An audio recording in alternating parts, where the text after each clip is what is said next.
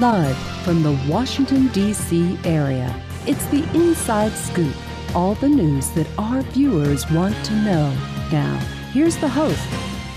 We look forward to a lively and respectful discussion of the issues. The League of Women Voters is a 105-year-old nonpartisan organization that never supports or opposes candidates or political parties. This forum is co-sponsored by 10 other nonpartisan organizations.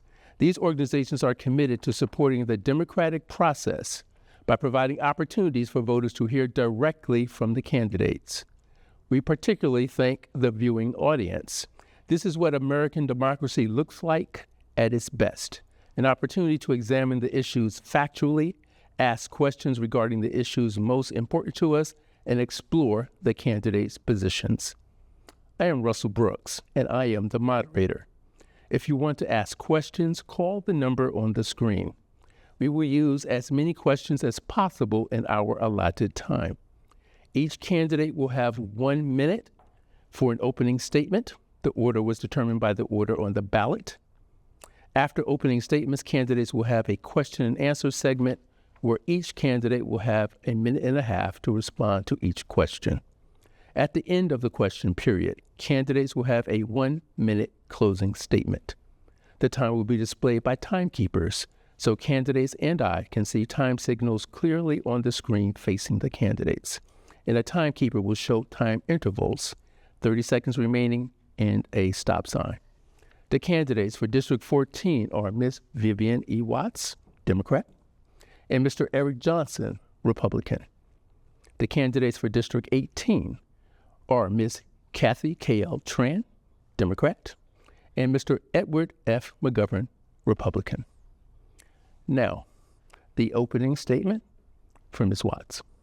Thank you very much. I was born in Michigan, went to the University of Michigan, first in the family to graduate, came right after college to Virginia, and have been delighted to be here ever since. Raised 2 kids, very active while they went through school, 15 years of that kind of nonpartisan activity. One of my proudest things, probably the only real trophy in my General Assembly office, is Citizen of the Year after those 15 years of a lot of involvement. Served in the General Assembly for 4 years, was persuaded to resign because of the work that I'd done in transportation funding, was Cabinet Secretary for Transportation, Public Safety for 4 years, came back in 6 years later, and have been happily serving ever since. I've been in the minority for 20 of the last 24 years. At this point, however, I do chair the House Finance Committee, the House Criminal Law Subcommittee, and it's valuable participation both on the federal as well as on behavioral health. Okay, just a reminder, you only have 1 minute for your opening statements. Look close. The opening statement from Mr. Johnson. I'm Eric Johnson. I live in Laconia, Virginia.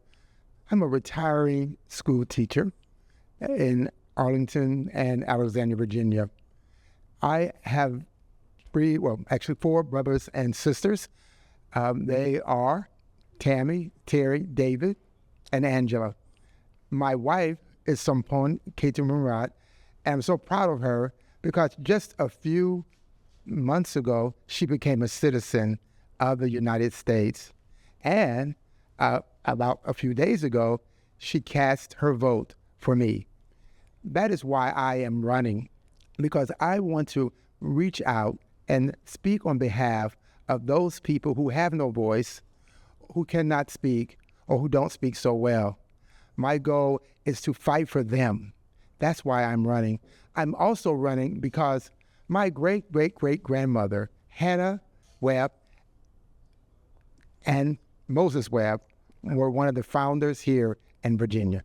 Okay, just a reminder again, you only have 1 minute. But now I will turn for an opening statement from Ms. Tran. Thank you so much. Good evening. My name is Kathy Tran, and I'm proud to serve our community in the Virginia House of Delegates for the last 8 years, first representing the 42nd District, and then after redistricting, representing the 18th House District. Our district includes parts of Newington, North Springfield, West Springfield, Lorton, and Fairfax Station. I came to this country when I was a young child as a boat refugee from Vietnam. My parents risked everything in search of hope, opportunity, and freedom. And now I'm a mom to 5 kids, ages 5 to 16, and my husband and I are proud to raise them in West Springfield. I first ran for office because I wanted to roll my sleeves up and do the hard work of building a brighter future for my kids and all the kids in the community. And I'm really proud of my service in the House of Delegates, helping to push forward policies to make sure that all of our families have the resources to thrive. I look forward to tonight's conversation. Thank you. Thank you, Ms. Tran. Now the opening statement from Mr. McGovern. Evening, Ed McGovern. I am running for delegate in the 18th District. Moved to Springfield in 1993 with my family.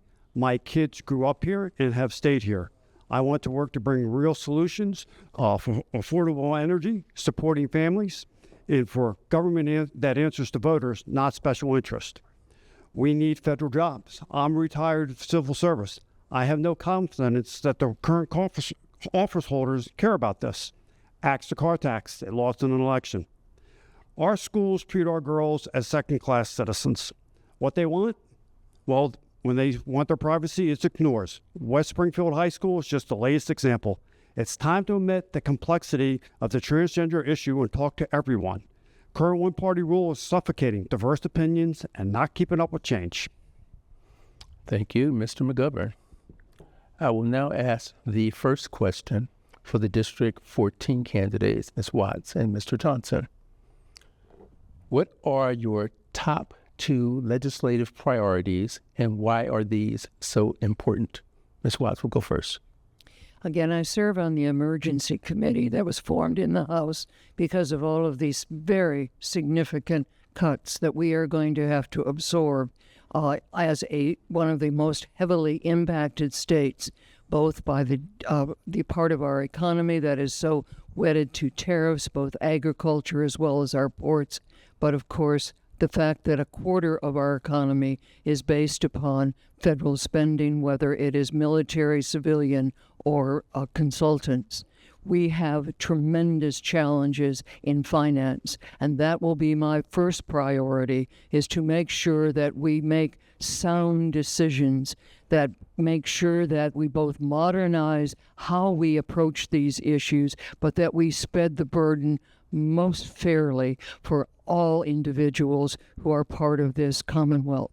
My second priority is always K through 12 funding. That, too, is an area where I cut my teeth very early on with my own children, and I've still been working hard to make sure that Northern Virginia gets a much better focus on our special needs, particularly of IDDD, of English language learners, as well as low income. It was once said, a man drowned in a stream whose average depth is 4 feet. We've got to take care of individuals. Mr. Johnson. My 2 priorities, one is to roll back the taxes. And when we have a state where our leaders, we really appreciate your service, Ms. Watts, but since you've been in office, our taxes have gone up astronomically. If we're trying to help people in this state, these are not billionaire taxes. Our gas taxes are going up every year on our cars. Our electric bill tax is going up and up and up. Your car tax, when you register your car, and I call them sneaker taxes. These are where you sneak them in. You don't just raise the rate, you sneak them in, but it's costing families more and more and more. So my first priority, roll back those taxes. Priority number 2, we spent a lot of money on education. This state spent $85 billion last year in this budget. So let's reallocate that money to principals, to teachers who are performing well. And let's do that. Let's make that a priority in the state of Virginia. One of the reasons I moved here is because Virginia has the better schools. So let's reallocate our funds. So those are my 2 priorities. Thank you, sir. Now we'll turn to the District 18 candidates, Ms. Tran and Mr. McGovern. What are your top 2 legislative priorities, and why are these so important? Mr. Johnson. Oh, sorry. Mr. McGovern. Top two priorities, axe to car tax. This is something that the voters said no to. I think it's indicative of people not being listened to. So this needs to go. Taxes should raise revenue. This car tax demands too much compliance. You got people looking around. You see a lot of Maryland plates. Who's in compliance, who's not. It's much too static. I would say you get rid of the car tax, and you're going to raise more revenue. I know myself. I pay attention to when I buy a new car because of the car tax. We have older cars on the road with everything that comes with that, especially pollution. People are just holding on to the cars a lot longer than they normally would. We really need to have some flexibility here. Next, we need some transparency and answers regarding the green energy programs. This looks like an old boys club with a very 1%, getting a lot of waivers and picking up subsidies. Got a couple questions. We're anticipating, if we're all going to go to EVs, hundreds of millions of batteries. How are we going to get rid of those? Have there been environmental impact statements? I don't see this. Again, a lot of subsidies to billionaires. Might want to take a look at the Virginia Clean Air Pact. And I don't have any confidence that Virginia's not going to have some serious heavy metal poisoning down the road. Ms. Tran. Thank you so much. I'm focused on making sure that every day is more affordable for our hardworking families in our communities, and to give our kids the best education and opportunities that they deserve so they can succeed. Too many families are feeling squeezed. Inflation continues to trend up. Grocery costs, rent, childcare, housing, you name it, the prices are going up. And so the average family right now cannot afford a $400 emergency. And we know that emergencies happen.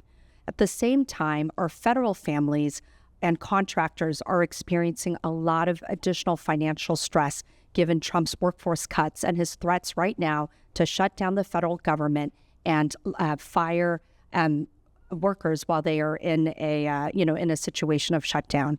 We can support our working families by expanding affordable health care, by housing and child care. We can give our kids the best education by increasing our investments in public education and raising our teacher pay.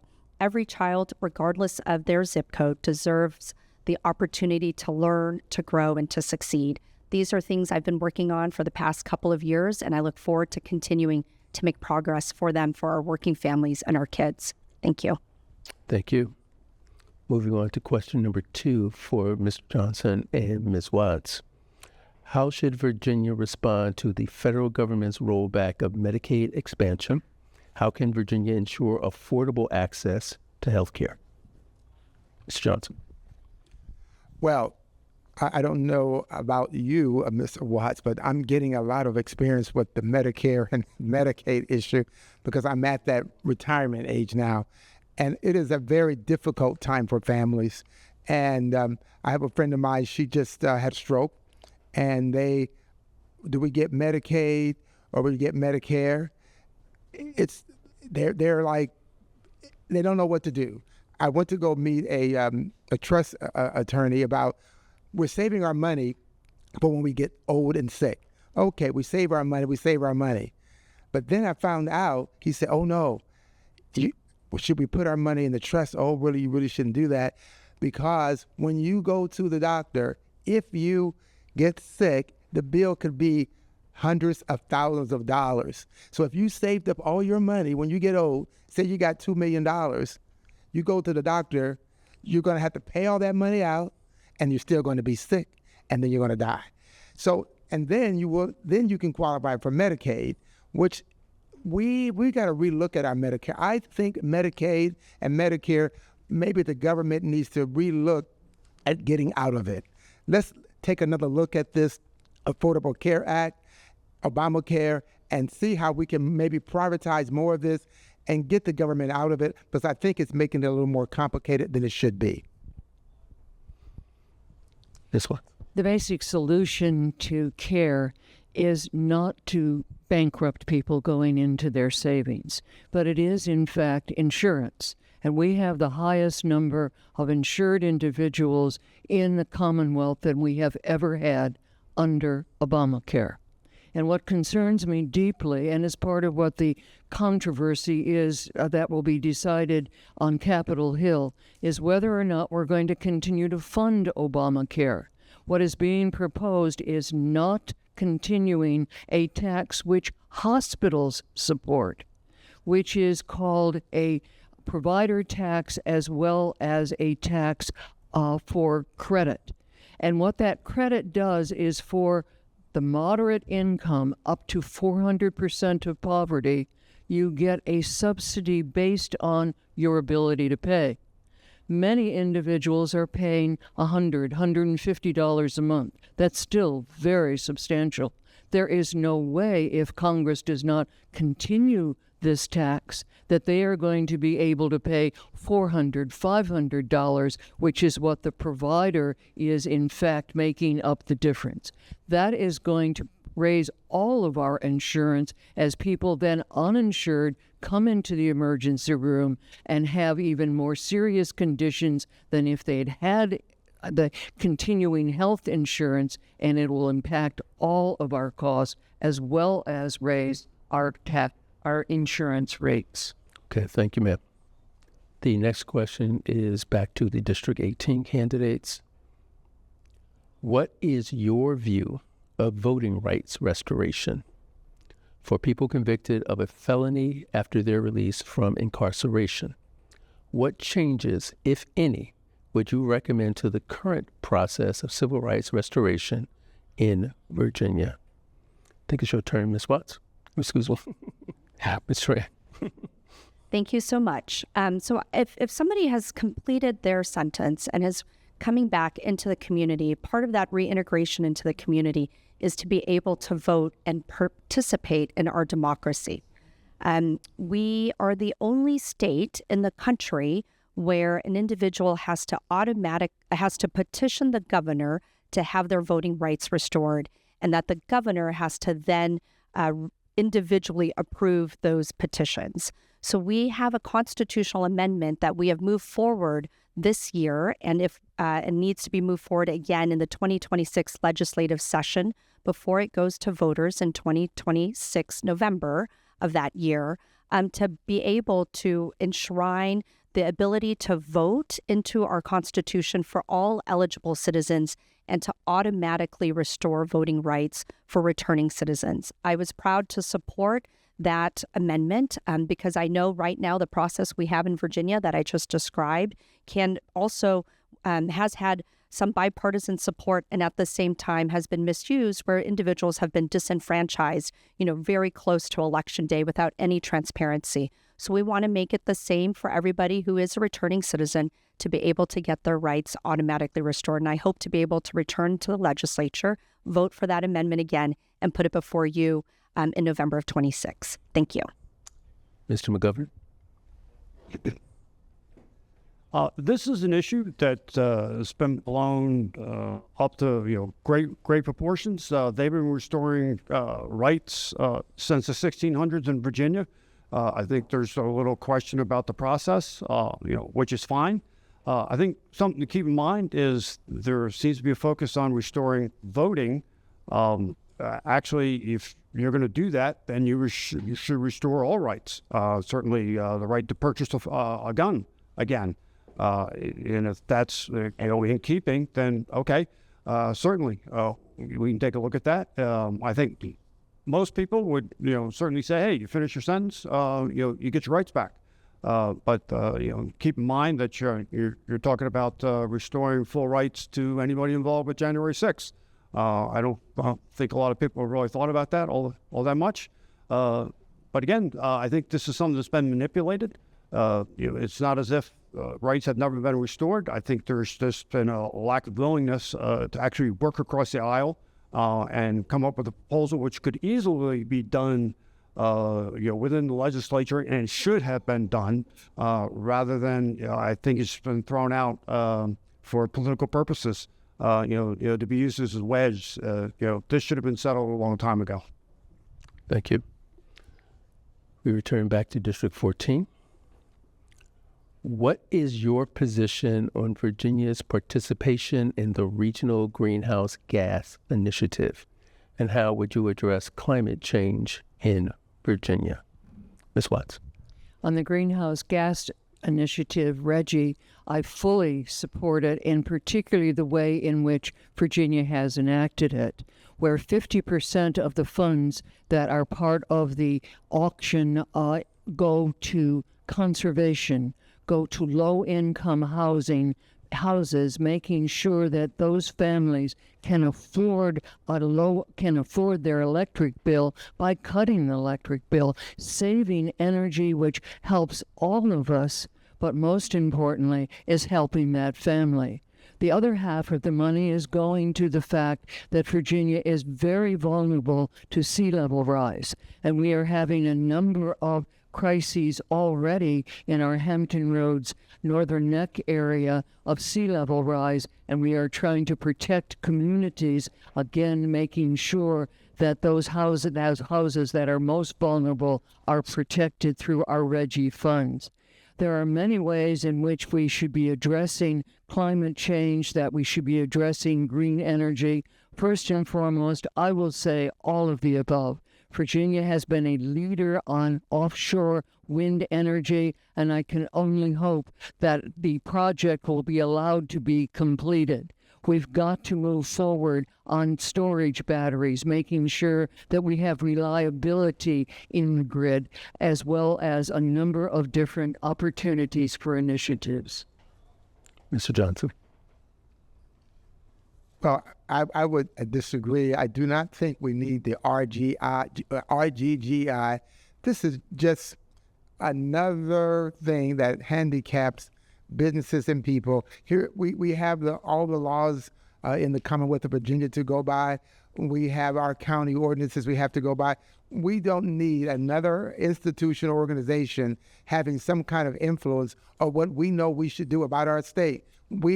What we should do, and I believe in the Commonwealth of Virginia, what we could do, we own 400,000 acres of land. We have over 100,000 employees. What we should do is say, hey, what are the standards for our citizens and for our employees? What do we need to have in Virginia for clean air, for clean water, for clean land, and good use of our natural resources? What are the standards that we need so that we can all live in a healthy environment for a long time? Set those standards and make sure that we are not doing anything that deters from that. So I think we should do that. We don't need any more of those sneaker taxes. I know you like to put these little requirements, if we can get more money to pay for this and that. Those are sneaker taxes. That's what's handicapping a lot of people. Let's get right to the point. What do we need for a good quality of life here in Virginia? And people want that, and let's set those standards and let's accomplish those goals here in Virginia. Thank you, sir. Next, we'll return to District 18, and we'll start with Mr. McGovern. In 2024, approximately 10% of Virginia's population received benefits from the Supplemental Nutrition Assistance Program, SNAP. How do you propose to address the recent SNAP reductions that will impact low-income Virginians? This SNAP goes along with several other programs. I would put this in the same category as Medicaid. The complete responsibility should be in Virginia. And then this would be a great time to have some billionaires get involved. We've got Jeff Bezos, Mark Warner. They could really get in here. I don't know if they want to start, some stores, running a business. You certainly can't be that hard. Donald Trump's done that. But it's really time, we see a lot of money and resources going to campaigns, always ready to do that. But as far as, the federal programs, we can see that they become volleyballs. There's no question. If you're going to depend on the rest of the country, to look out for what we need to do for our people in Virginia, that's a mistake. We need to see what resources we're going to put in there, and then what else you can't do. Well, there needs to be a movement away from the heavy government involvement here, because you'll see that the areas where the government is very involved, say like education, healthcare, the costs skyrocket. They exceed the rate of inflation, and they keep on doing that. So as far as providing supplemental food programs. Let's get the billionaires involved, and let's move away from a lot of government regulation, and don't depend on Idaho and California to help us out when we should be doing it. Ms. Tran. Thank you so much. So no Virginian should have to be hungry, right, and figure out how to put food on their table, worry so desperately about that. The SNAP program, the Supplemental Nutrition and Food Program, is one of the most effective basic needs programs we have to fight hunger, especially for vulnerable kids, for low-income seniors, for our working families. The Trump administration's H.R. 1 has piled on a lot of new costs to Virginia just to keep our program running. In 2027, the changes are projected to cost our state about $90 million. And that's because they said if you have a certain what they call an administrative error rate, you're going to have to pay this kind of like this fee to participate, basically. And the cost will increase to about $270 million in 2028. That's based on our current estimates and assessments of the changes. This adds red tape. It adds a lot of costs, and while grocery prices are increasing. So what this means is that this coming year in 2026, one of the most important issues the legislature will deal with is our biannual budget. And we are going to have to make sure that we're covering this gap of $90 million as a start in order to keep our SNAP program running and keeping our families and our kids fed. And so that's going to be a part of a larger discussion we have in terms of how we use our taxpayer dollars and how do we support vulnerable people in Virginia. I hope that we're going to be able to continue to provide as many families with who are eligible for their SNAP benefits. Thank you. Thank you. Returning to District 14. Mr. Johnson, if you are elected, how will you ensure that all Virginians are able to safely express their opinions and concerns in public? Well, that's a pretty broad challenge. How can I ensure that? I think the Constitution of Virginia already gives them that right. I would think that anyone in this state who feels that their rights to speak is being abridged should contact the Attorney General. And this is, we are in Virginia, which is one of the colonies of our democracy and freedom of speech. So I think that if anyone has a complaint, dial 1-800 Attorney General. I don't know of any specific more important thing that our government should be doing is making sure that our citizens' rights to speak, especially in this age of social media where people are more easily able to express their opinions about this or that. So I would think that maybe perhaps the Attorney General's office, if we feel that it's an increasing need for that, maybe we might dedicate some staffing to help make sure that that's streamlined if there is an accelerated rate and people feel like their freedom of speech is being abridged. Ms. Watts. Tonight was the first time that I met my opponent, Eric. And what we represent is civility. What we represent is respect for each other. And that's the first thing that you do as an elected official. You extend that respect to all people that you meet, your constituents, and certainly during the General Assembly itself, making sure that you respect the perspective and the background and the goals of the many, many individuals who have come before you and that you'll be working with.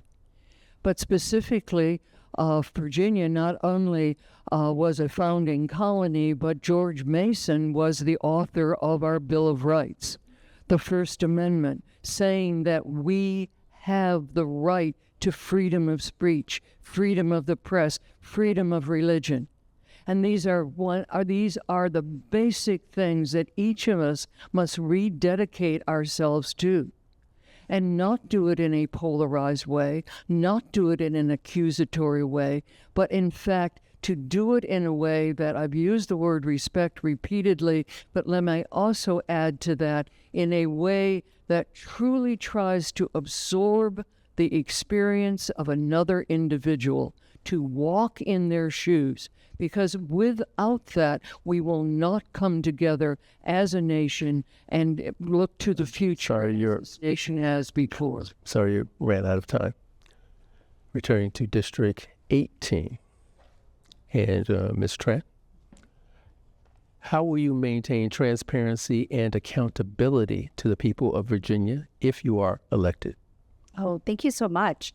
One of the things I've taken a lot of pride in has been my constituent services and being accessible to constituents throughout the last 8 years. Just between 2024 and 2025 alone, I hosted about 12 town halls. And so that's kind of like the average number of town halls I do every single year, just before session starts, during session, and then afterwards. 3 of my town halls are topic specific. We do one on transportation, one on Earth Day, and then one on veterans and military families. And that's just in September, co-hosted that town hall with the League, the American Legion in Springfield. And so that's just an example of how I have this open door policy, and I really look forward to hearing from my constituents, to hearing from our civic associations, from our local chambers, from other advocacy organizations that have members in our community. It's really important to me to hear directly about your priorities. I also send out a weekly newsletter, so I try to keep everyone updated on my work. It's weekly during session, and then we do it every 2 to 3 weeks when we're out of session, so that you know what's happening in Richmond, and would love to meet with you for coffee when we're here in Springfield or West Springfield, and then if you're able to come down to Richmond during session. So I really believe that it's important to share the work that I do, and it's important to hear directly from constituents about your priorities and concerns for our community and our state government. Thank you. Mr. McGovern. I believe that transparency is a major problem in Fairfax County. I think we have suffered from one-party rule here. I think as far as us being delegates, I think our constituent services, holding town halls, I think that's a given. I think it's critical in this job to take a look at the billions of tax dollars that are spent in Fairfax County, both on the county side and the schools, and say, we need an audit. Because right now, we get a narrative, from the current office holders here, and all we see is taxes skyrocketing, but we don't know how money's spent. I don't think a lot of people are aware of the salary that the school superintendent is pulling down, and the fact that she wants to pick up bodyguards. So we're not seeing money in the classroom, and I think it's part of our job. I mean, I've heard some comments about, well, okay, we're going to fully fund schools. It's very important to fund schools. Well, we need to explain to people, okay, where the money is, and right now we're not. We are not explaining where the money goes when we're paying our property taxes. We saw a 35% raise with the Board of Supervisors. It's time for the delegates, to conduct oversight. And the House is usually considered that boiling teapot. It's time to shake things up here in Fairfax County because there's an awful lot of money being spent, and it's not transparent. Thank you. Back to District 14. And I'll convey this question to Ms. Watts. Northern Virginia has more than 81,000 federal civilian workers. What are your views on the recent cuts to the federal workforce, the impact on government services, and the effect on our community? I find it hard to come up with one adjective of how devastating it is, particularly to individuals who have dedicated their professional lives to a real belief in government and in governing and in working for the future. Yes, we are a federal employee family. My husband spent 40 years doing the legal work for the National Park Service, very complex issues that had to do with, say, preserving the intellectual rights of research in the hot pools of Yellowstone. I could go on. I have talked with individual after individual who is finding it very, very difficult to find a comparable position that recognizes all that they have to offer as a professional. We are going to have significant problems both in foreclosures, in balancing the household budget, but we're also going to have very significant problems that we must deal with because of the fact that whether it is a consultant, a federal employee, these are people who are in this area at a management level, and for every person who's unemployed, we're going to have twice the hit on our state budget that we would have on the average statewide. Thank you. Mr. Johnson. Well, I'm glad you brought this question up. I remember I did work for the United States Small Business Administration, and I remember when my position was ended, and I was really devastated. But guess what? I moved on. I said, okay, my skills were no longer needed. I decided to look into the marketplace and find out where can my skills be more used. So what I think we can do, there's a shortage of a lot of jobs and skills that are not being met here in Virginia. So why don't we set up with the Department of Employment here in Virginia a way to match them together and find a way to say, hey, if we have all these individuals who are highly skilled, match them up with AI or with other industries that have shortage of highly educated, talented individuals. I'm not quite sure what all their specific skill sets are. I'm sure that there are other industries that could use their skills and talents. I have a great empathy for those who are not working. They have families, they pay taxes, they have family to support, so we should try to do everything in our power to help them find employment that can be more secure in this new economy that is growing. I think perhaps we might do a better job at matching and helping these individuals who play a very important part in our state here in Virginia. Thank you. Back to District 18. And I guess we can start with Mr. McGovern. What is your position on Virginia's participation in the Regional Greenhouse Gas Initiative, and how would you address climate change in Virginia? Well, this is very interesting as California wants back in the oil business and they're cutting the electric vehicle credits. I'm still very interested in having Virginia decide Virginia's policy for energy and otherwise. State compacts are in fact good things. I think this is a fail. The RGGI, we need to be out, need to start over. By its metrics, it has made the environment worse. Carbon dioxide is a problem. It's increased. There was no look at the, production effects of producing a lot of things. And I think it got started and it's still in the same place. It is not meeting a changing world. We need to take a look at, quite probably starting another one with our neighboring states from whom we import more electricity than any other state does. We need to really need to work with folks there. We are going to have very growing energy needs. It has not been established. Certainly the RGI did not help the environment. A lot of criticisms of what you're talking about with climate are up in the air, especially the flooding around Hampton. That is not definitively tied to climate change. So we need to take a look at changing moves and all of the above, work with our neighbors. Thank you so much. I believe that climate change is an existential threat. You see the effects of climate change right now on our public health, on our infrastructure, on our communities, and on Virginia's economy. And I think the next few years will determine whether or not we are able to rise to the challenge of tackling this very urgent problem.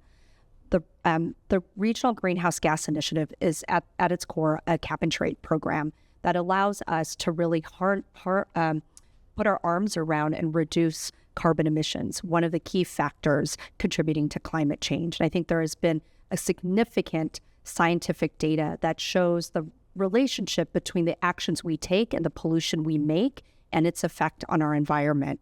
The legislature passed laws to have Virginia participate in the Regional Greenhouse Gas Initiative. And through executive action, Governor Youngkin has tried to pull us out of that program. It is now winding its way through the courts, and I hope that the courts will find in favor of the fact that a governor cannot unilaterally undo what the legislature has made possible and has been signed into law by a previous governor. And so I hope that we can rejoin, and I hope that we take continued action, such as addressing waterways, addressing pollution, increasing solar and wind energies in order to address climate change. I want to make sure that we leave our planet much better in strength. You've run out of time. Sorry. Back to District 14. And we can start with Ms. Watts. How will you maintain transparency and accountability to the people of Virginia if you are elected, or should I say reelected? The one thing that I tell new members again and again, I always go to anything I possibly can if I am invited. Because only on this scene, my transparency is, first of all, to understand my constituency, to understand the neighborhoods, to understand the specifics, again, whether it is a wind turbine or whether it is a visit to a prison facility. All of those things, only on the scene can you begin to understand the nature of the problems that you're dealing with. With that, the accountability that comes in our conversations with individuals, just like my conversations, I always go door to door every campaign, and I leave that conversation as open as possible. I represent you in the state. Do you have any concerns or questions that you'd like to share? And with that, I get, again, that genuine feedback of individuals who are living their own private lives in the best they can. They're not going to come to my door in Richmond. I have to go to them as they then share the challenges of life that they may have, whether it is an environmental issue or perhaps it's an IDDD child and the family relationships with those children, or maybe it's someone aging in place.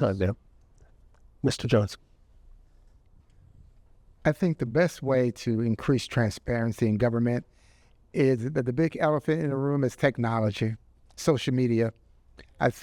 I remember when I was at the SBA and the administrator said, if you want to know something, it's on the internet. I think what our government can do is try to revamp how it's communicating with the citizens of Virginia. I think we're still behind. There needs to be, whoever the chief technology officer is, let's go down the line so that people can see and know where their money is going to. I was subbing for a civics class today, and the students are trying to know the difference between a voting where the citizens have to vote on every law, or a republic form of government where we have representatives. And one of the students says, well, with the citizens voting directly, you might have more transparency. So we know that it's very hard today because we have so many citizens for them to vote directly on the laws. But if we had more transparency, and we can use technology and social media as a way to do a better job of letting people know what is going on with their dollars, it'll make people not be so afraid of their government and appreciate the better ROI we might get out of the tax dollars that we're spending on their behalf. Thank you. Returning back to District 18. And we'll start with Mr. McGovern or Ms. Tran. Okay. If you are elected, how will you ensure that all Virginians are able to safely express their opinions and concerns in public?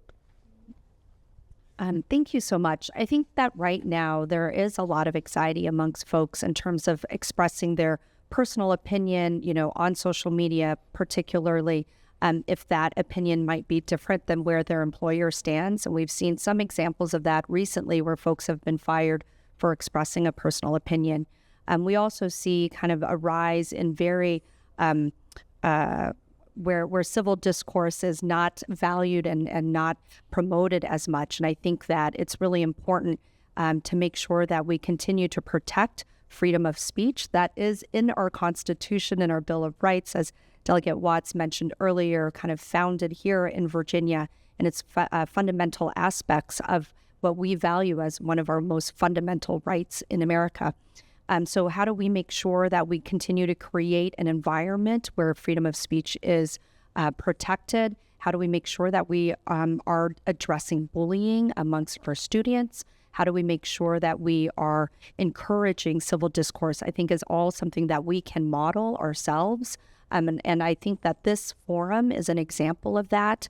And it's such an important aspect of our democracy is to be able to engage in vibrant discussions about policies and to understand at the end of the day, we might share those same goals of making our communities stronger. And so I think that those are all things that we can do and model as elected officials. Thank you. Thank you. Back to District 14. And I'll start with Mr. Johnson this time. Oh, I'm sorry. I jumped the gun. To safely express your opinion, that is a serious problem here. There's definitely something going on.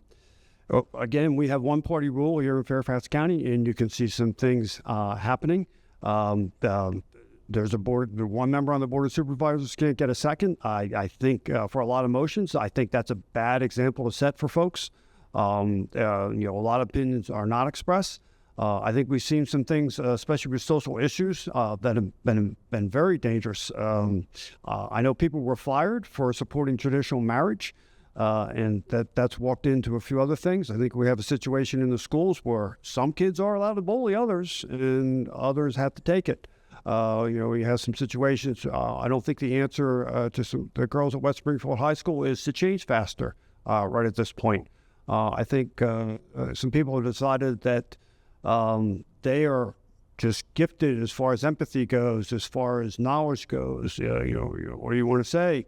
And that they've taken a hall pass, and there's been a lot of name-calling, dehumanizing, marginalization exercises going on. It seems to be, might help to start with, it's President Trump, right there. Because a lot of people, there's just a certain disrespect and they feel entitled to carry on with that, and it is not helping, and it's been dangerous.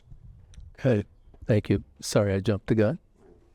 But now we will turn back to District 14, and I guess we can start with Mr. Johnson.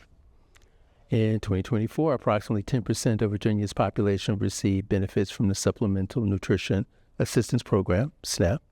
How do you propose to address the recent SNAP reductions that will impact low-income Virginians? Well, if the SNAP program is causing people to, if less funding is coming to people who need it, I think we in Virginia are going to have to pick up the slack. And I think one of the things I noticed when I grew up, I was in a neighborhood where probably a majority of the people were receiving food stamps, as we used to call it. And my father, we did not. And there are times when people need temporary help. So what we need to be focusing on here in Virginia is reducing the demand and need for the SNAP program. And of course, there will always be people who will definitely need that. But let's try to reduce the need. I remember, I don't know if it was Johnson that started this war on poverty. So let's not make this like a sort of a crutch for people. It's supposed to be, I thought, something temporary. America is about starting out low, getting better. It may take more than one generation, but let's focus on getting people off of SNAP, not pushing people who need it off. If there is a gap, we need to go and find the money, help these individuals, and try to make sure they get the food that they need. But more importantly, let's look at the long-term view. How do we reduce the need for people to even be on SNAP? Ms. Watts. Thank you. On the next generation, I'm looking at the basic need for a balanced diet to be able to do well in school. There were times when the summer programs in these elementary schools that I represented would have leftover sandwiches. Now those sandwiches are taken home because during the summertime, it may be the only food for brothers and sisters at home. It's very real, especially in this area where we have 145% cost of living compared to 100% or less elsewhere in the state. The biggest spread in any state except for California. We have very real needs that we have got to meet on the SNAP program if we are in fact going to continue to be a nation of opportunity and progress for the next generation. The cost is not small. The latest estimate that I have seen, it could be upwards of $500 million to fill in on the cuts that were in the big bill. It is going to be one of our major challenges, along with healthcare. The two top ones are going to be nutrition and healthcare, to try to give opportunity for individuals for the basic well-being to be able to be the most productive individual that they can be. Thank you. And turning back to District 18, and I guess I should begin with Mr. I started with Ms. Tran the last time. So it will be you starting this time. All right. How should Virginia respond to the federal government's rollback of Medicaid expansion? How can Virginia ensure affordable access to health care? This is right in line with the SNAP question. Again, the responsibility needs to come to Virginia. We need to have it here if we're going to look, to the federal government to help our citizens of Virginia. We're going to get caught in the kickball game, the volleyball game. That's going to happen. Absolutely. The voters spoke last November, and a lot of what they said was they see Washington, D.C. is top-heavy. All right, let's take that up. Again, we need to get the billionaires involved with this, especially with Medicaid. I see them; they seem to have a lot of time on their hand. Again, there's always resources to throw our campaigns. There's always, the current party in power is always ready to spend other people's money There's a lot of expertise. Start a health insurance company, because that's what's needed. Take some of the funds and resources, do that. There might be a public-private here because you're picking a lot of people that do need subsidies to pick up health care. Health care is critical. We need to have it. Right now, the more and more government's involved, the worse it is. The worse it's working out, and you're leaving people at the mercy of political winds. Take this into Virginia. We need to take it on because we need to be responsible for Virginia. You're out of time. And Ms. Tran. Thank you so much. One of the most consequential votes that I took was to expand Medicaid. And in doing so, in just the last couple of years, over 700,000 Virginians have been able to have health care coverage and access life-saving care. Nearly 1 in 5 people in the 18th district in our community rely on Medicaid for health coverage. But now federal cuts are really threatening the progress we've made and threatening the care that our neighbors are receiving. In Fairfax alone, an estimated 24,000 people might lose their health care coverage. That's completely unacceptable. H.R. 1 also slashed about $2 billion in hospital funding, putting our hospitals, especially those that are serving in our rural communities, at risk. And we've already seen clinics close in certain parts of Southwest and Southern Virginia. We also know that our healthcare premium tax cuts are going to expire at the end of the year, raising costs for several 100,000 Virginian families. And many low-income families could see their premiums raised as well at a time when their budgets are stretched thin.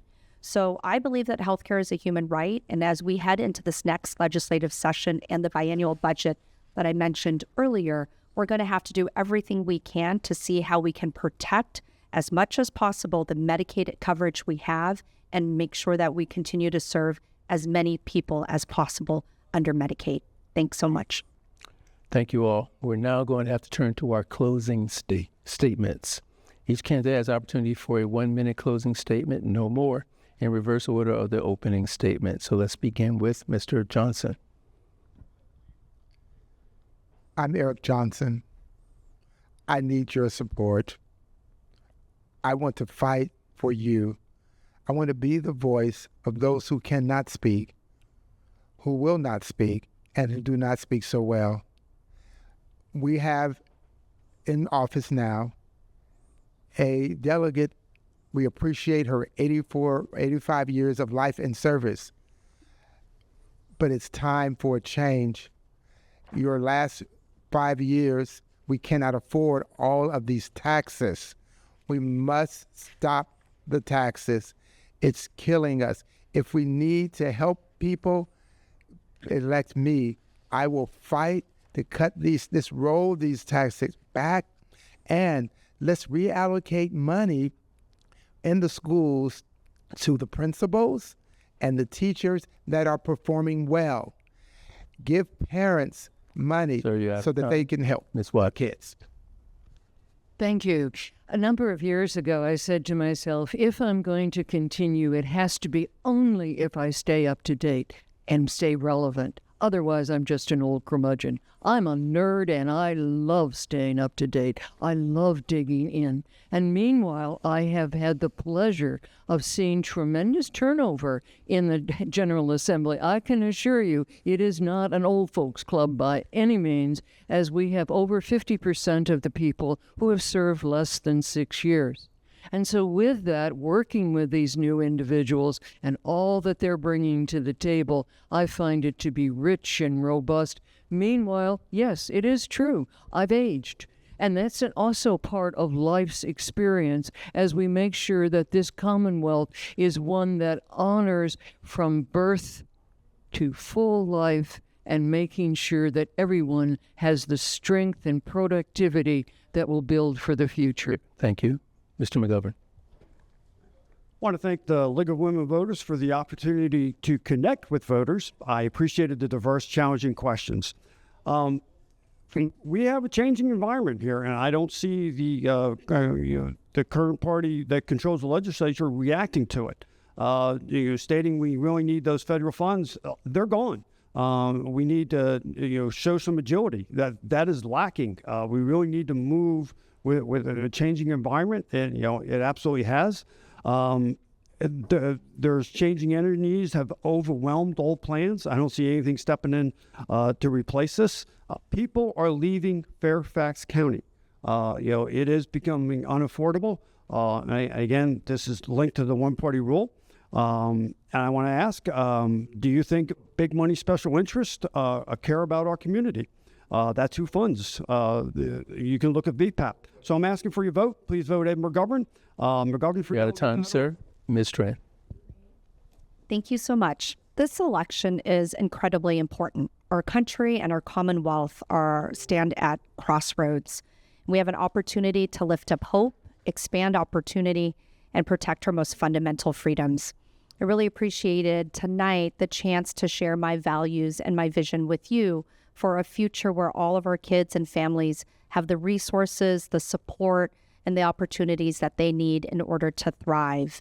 I strive to be accessible and to hear directly from you about your priorities for our community and for our state. And I hope to earn your vote and encourage you to make your voice heard at the ballot box on or before November 4th of this year. You can learn more about me and my legislative priorities by visiting my website, it's kathyfordelegate.com. Thanks so much, and I look forward to seeing you. Thank you to all 4 candidates for agreeing to participate in this forum. Your participation shows your willingness to communicate with voters. Thank you, viewers, for attending this candidate forum. We appreciate your interest in learning more about the candidates as you make your important voting decisions. Remember to engage in our democracy by voting. Good night.